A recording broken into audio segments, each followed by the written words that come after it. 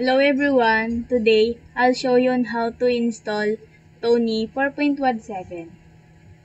First, going to the Google.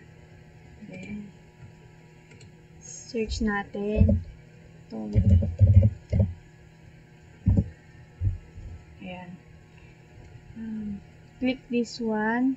Tapos, click natin to. Hintayin lang natin siyang ma-download.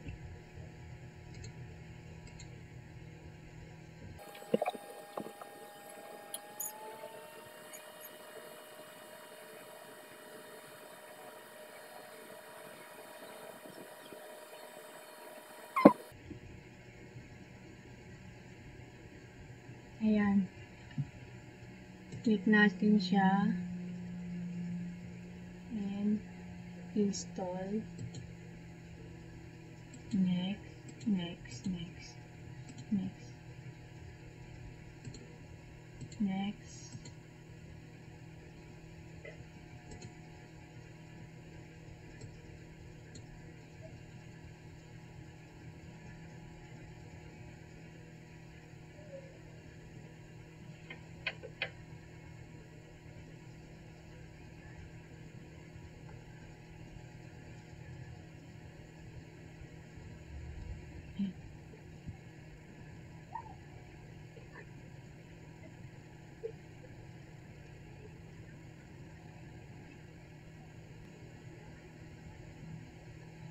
Ayan.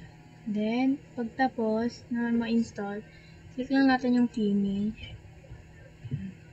Open natin.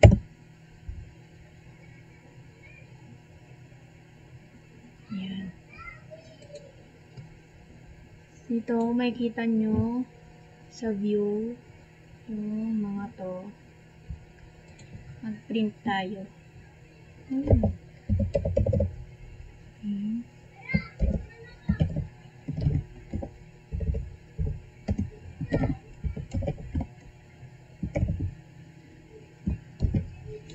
Click natin yung run dito.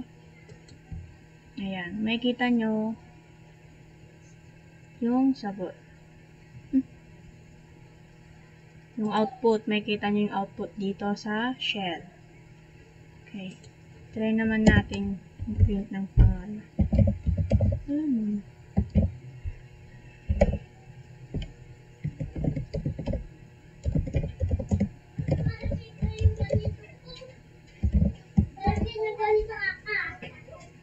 Okay. Click ulit yung run. Yan. Nandito na naman. Makikita nyo yung output natin. Kung save nyo naman, punta kayo sa files, click save, then click mo lang. Ayan. Yun lang. Thank you for watching. Bye.